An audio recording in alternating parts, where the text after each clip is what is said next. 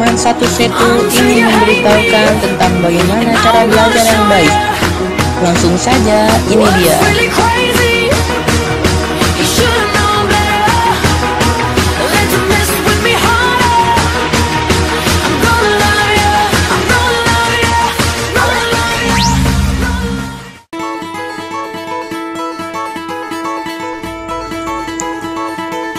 Awali doa sebelum belajar. Usahakan kita sebelum belajar itu berdoa agar kita bisa dimudahkan oleh Allah dalam menangkap ilmu pelajaran ya guys.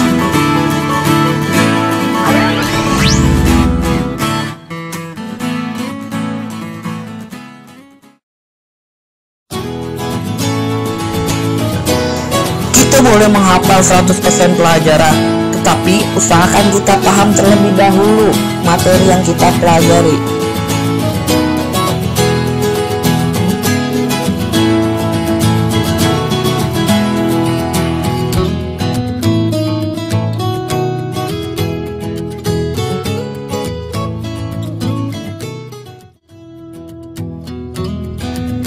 Iya, fungsi utama kenapa kita harus belajar adalah memahami hal-hal baru.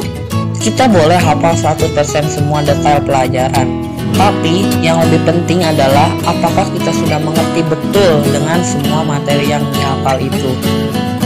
Jadi, sebelum menghafal, selalu usahakan untuk memahami dahulu garis besar materi pelajaran.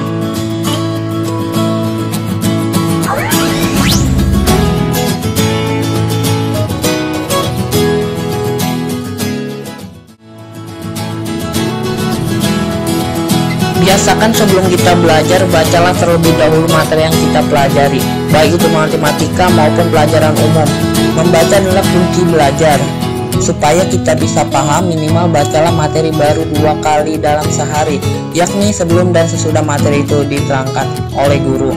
Karena otak sudah mengolah materi tersebut sebanyak 3 kali, jadi bisa dijamin bakal tersimpan cukup lama di otak kita.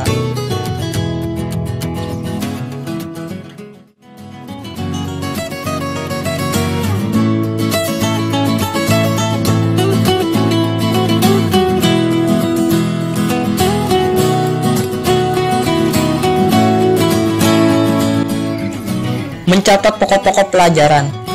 Tinggalkan catatan pelajaran yang panjang. Ambillah intisari atau kesimpulan dari setiap pelajaran yang sudah dibaca ulang. Kata-kata kunci inilah yang nanti berguna waktu kita mengulang pelajaran selama ujian.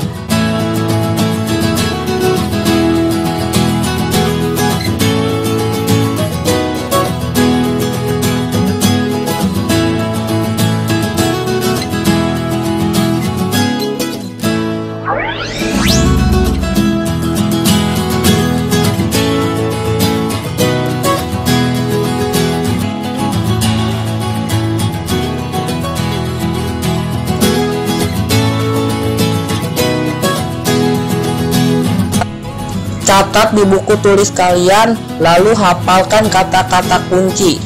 Misal kata kunci nama-nama warna pelangi adalah me, ji, ku, i, bi, ni, u. Artinya merah, jingga, kuning, hijau, biru, nila, dan ungu. Kadang mau tidak mau kita harus menghafal materi pelajaran yang lumayan banyak. Sebenarnya ini bisa disiasati. Buatlah kata-kata kunci dari setiap hafalan supaya mudah diingat pada saat otak kita memanggilnya.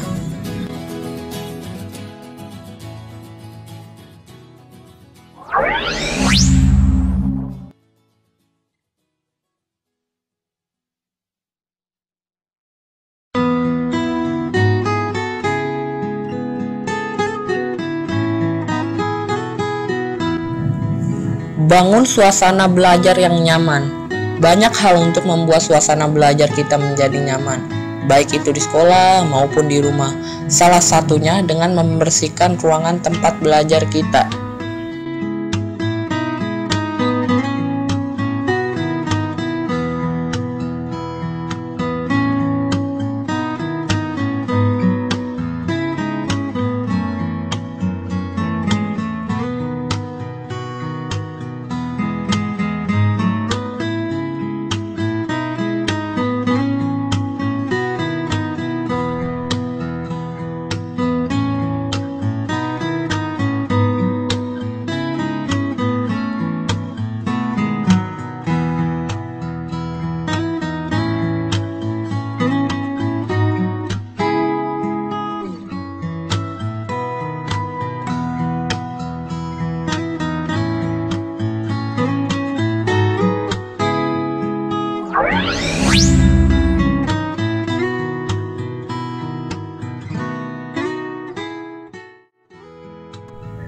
Bentuk kelompok belajar.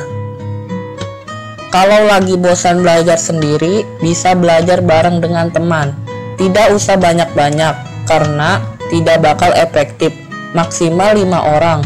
Buat pembagian materi untuk dipelajari masing-masing orang, kemudian setiap orang secara bergilir menerangkan materi yang dikuasainya ke seluruh anggota lain.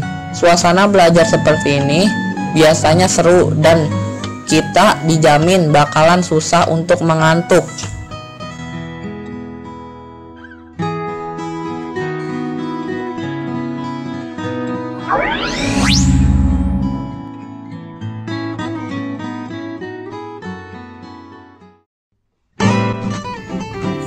Latih sendiri kemampuan kita.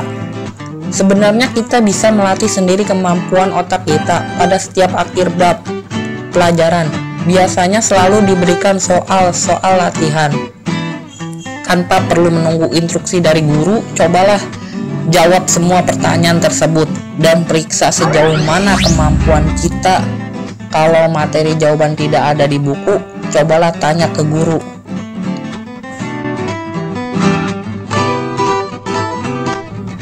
Sediakan waktu untuk istirahat. Belajar boleh kencang, tapi jangan lupa untuk istirahat. Kalau di kelas, setiap jeda pelajaran, gunakan untuk melemaskan badan dan pikiran. Setiap 30-45 menit waktu belajar kita di rumah, selalu selingi dengan istirahat. Kalau pikiran sudah suntuk, percuma saja memaksakan diri. Setelah istirahat, badan menjadi segar dan otak pun siap menerima pelajaran baru.